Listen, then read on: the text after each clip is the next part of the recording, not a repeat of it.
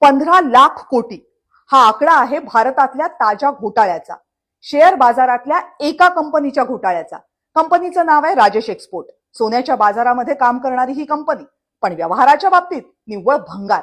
या कंपनीनं आपल्या कागदपत्रांमध्ये 15,00,000 कोटी रुपयांचा महसूल दाखवताना फक्त फसवणूक केली आहे असा सेबीचा रिपोर्ट आहे. फसवणूक म्हणजे किती, तर जवळपास 97%. कसं झालंय हे सांगते. 2024 साली सेबीकडे एक तक्रार आली राजेश एक्सपोर्ट कंपनीच्या एका व्यवहारामध्ये गडबड असल्याची. मग सेबीने चौकशी सुरू केली. राजेश एक्सपोर्ट हे काही लहान प्रकरण नव्हतं.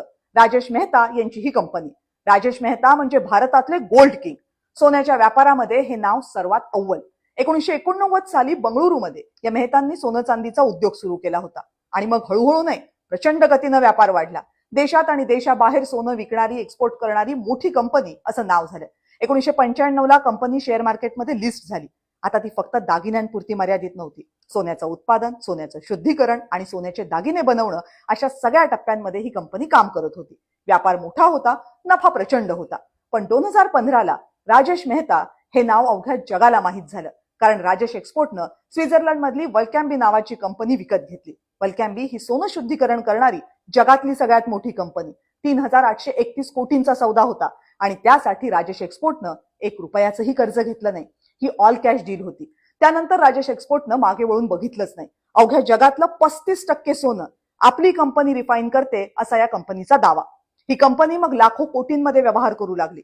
अनेकांनी या कंपनीचे शेअर्स खरेदी केले. 2024 मध्ये एका शेअरधारकानंच कंपनीच्या एका व्यवहाराबाबत शंका आहे असं सेबीला सांगितलं. मग सेबीनं 2021 पासूनचे कागद तपासायला सुरुवात केली. 2021 ते 2025 या काळात आपण 15,00,000 कोटींचा रेव्हेन्यू कमावलाय असं या कंपनीचे रेकॉर्ड सांगत होते. या रेव्हेन्यूचा सगळ्यात मोठा सोर्स होता तो वल्कॅम्बी.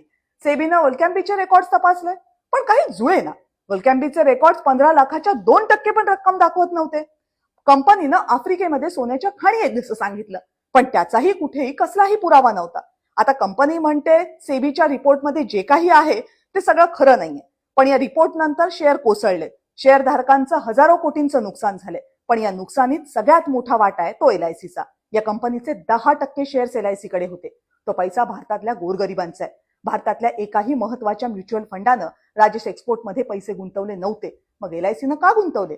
5 वर्ष आणि कदाचित त्याही आधीपासून राजेश एक्सपोर्ट सेबी आणि इतर यंत्रणांच्या डोळ्यात धूळ फेकत होती. तेव्हा या यंत्रणा आणि सरकार काय करत होतं हा सवाल आहे.